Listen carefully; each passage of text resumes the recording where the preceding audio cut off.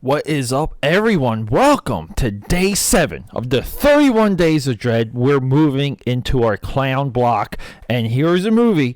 It took me about 3 years to see. I'm talking about Terrifier. It's a crowd-funded movie that you have got to watch. Let's get to it. So, before I get into the crowdfunding part of this movie, because I tried to dig up everything I can. Look, the 31 Days of Dread is a complete grind, but I love every single second of it, and I try and do as much research and just get some cool insights for everyone along the way. This one, look, I watched this movie a while ago. I just did like a refresher on it. And, I had like the first 10 days planned out. Now it's the first 12 days because we just added Crow and we just added Joker. Listen to those two. Those are your last 2 previous days. Joker is day 5. And I really recommend anyone who loves horror movies, that loves psychological thrillers, Henry, Taxi Driver, those types of psychological, almost like broken individuals trying to fit into society and finding a strange way of doing it. Yes, Joker is a part of that league now. Joker, hopefully, will be your best picture of 2019 Academy Awards. But yeah. So why am I talking about crowdfunding and Terrifier real quick? Because a friend of mine, I'm kind of like an odd falling out. I'm not going to address that, but he did like a documentary, and he ended up getting like a really good name to support the documentary. So they did this crowdfunding campaign, and he kind of put like $20,000 in it. Like he self-funded the crowdfunding, and then they did like another round to make it look like it was bigger than what it was. And I 100% like get it. I understand it, and I feel like that. That's a Peter, AKAPAD audio audacity. Like that's my anecdote for that. It's a life experience thing. I'm not saying like every movie does it, but this movie kind of seems like they raised money for this movie, but then they kind of looked like they needed it or didn't need it, and I was just like a little unclear on exactly how much of the crowdfunding was used for this movie. Sometimes it's crowdfunding to complete something that's happened before. Sometimes it's crowdfunding for additional costs and completion, like a distribution, to really get it final and fully formed. I 100% like I get it. Like the crowdfunding game, it's confusing. People make it sound like it's just this easy thing, but this movie I love because it kind of came from like a short film that was like in like an anthology, and then it got popular. People wanted more, so they crowdfunded it, and looks like they got studio financing along the way. And it's just like a great story. Like Terrifier came from the ether, and it's here. And look, 2016 movie. I wanted to see this the day I saw The Clown. This is like a creepy, scary, don't hang out with me clown movie. And look, clowns are generally used in horror. I think clowns are like the new zombies, and I love it. Until that gets beaten into the ground, pun intended. But this movie, there's so much intent there. There's so much artistry. There's great special effects. Damien Leone, who directed this, Leone, he comes from a special effects background. It shows. This movie, it looks good. It's well shot. It looks independent, which I think lends to like the charm of this. And then we have Terrifier. Okay, so right now, in 2020, it looks like they're going to be shooting Terrifier 2. I'm really excited about that. But we have like another American horror staple. I think the Hatchet franchise is like the newer league, this newer newer class we see emerging. Like would I love like a true backing for Terrifier, like a Harvey Weinstein level guy backing Terrifier. And I say Weinstein like because Weinstein had great creative influence during his reign in Hollywood, and not so much now, but anyway. And like to see more of this, like I think it needs it. I think Hollywood needs it. I think we need it as a film going community. This is a original idea, and you know what the cool thing is? This dude doesn't talk, and I don't know why I think that is the absolute coolest thing. He's a clown. He's a mime. He's undefinably, like, he may be supernatural, like by the end of this movie.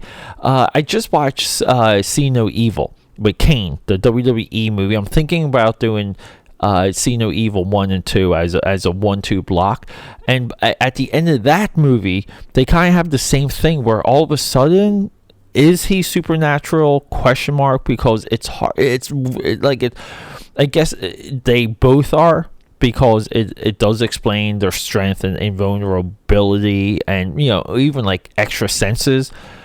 But they kind of die and come back, or they it's just weird things, and I don't know. I think stuff like that should be set up early, or there should be a little bit of a lead in for that. Like using the 3 rule. Like 1, 2, and by the third time the audience gets what you're doing, that's the 3 rule.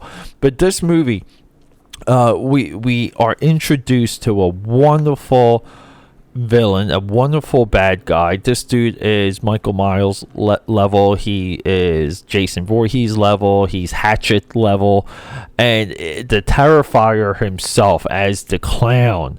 It just needs more, and this movie goes into what it is. It goes into horror. I'm talking babes. We got some hot babes. We got boobies. We have ridiculous deaths, ridiculous gore. Like as a horror fan, like this is what you get. But we also have some good chase sequences. We have some good desperation. Where this movie fails on the narrative sense, we build into we don't build into a body of characters that we see get knocked off one by one. This is part of like the formula. And you can compare it to a lot of movies. A lot of movies fail at this because we spend too much time or too little time with the characters initially. This movie just kills them, and we're like, well, where are we going to go now? And then it's hard to introduce who to kill along the way in a narrative sense. So it is almost like a series of short films just strung together with like cutesy bootsy ideas of how to bring. Like how to have a cool death, how to bring death to some of these characters. I think you could go back and remake this movie and have it be tighter and great, and like it deserves these things, because like Terrifier deserves a great entry into the horror Hall of Fame, the horror annals, because I really feel like Terrifier 2020 will be a big hit. I think this franchise will continue. We should see like 3 to 4, maybe even 5 of these movies. Was it worth the wait? It was, because I really enjoyed it. I would have been very disappointed if I saw this movie and it just didn't deliver on a horror sense, and on the sense of being self-aware. This movie, like, again, it's a part. The draw for this movie is that it knows exactly what it is every beat along the way, and like, would it need more help, more financing, maybe like a soundtrack to go with some of the characters because they're younger and they're going to clubs. And look, this movie has 2 drunk girls in the beginning, and you don't even know if it's at the beginning or the end of the night. And then we have a sister looking for another sister. None of these things are connected. There's no there's no membrane that kind of goes from scene to scene. But the Terrifier is, I hate to say it, is terrifying. It's very creepy, and like that's why we watch this movie. This is what the 31 Days of Dread is all about. The Terrifier is, in its definition, the 31 Days of Dread, and I'm hoping for 2020 to do Terrifier 2. I would love it. Should this movie get a because look, everything leading into Halloween, it was like three from Hell, and they did like a Devil's Reject 3 from Hell, like 1-2 combo. It might have been like at Cinemark. Like, should we get that type of release for Terrifier 2? Yeah, 1000%. Terrifier 1 and what will be Terrifier 2 is it's an absolute double feature, and that's a part of horror. You know, like these infinite sequels, even Leprechaun got rebooted, Child's Play got rebooted. I love it. You know, like these movies had original runs, and they kind of run out of these ideas. Like they put Chucky like to the max. You know, Bride of Chucky, Curse of Chucky. It just goes on, and I love it. And they did that with Freddy. They did that with Jason Voorhees. It's incredible. Technically, they're doing it with the Alien franchise.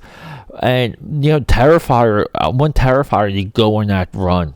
Like, I wanted to run to the bone, and then I wanted it to get rebooted, and I want to see more of it, okay? So, everyone, just do me a favor.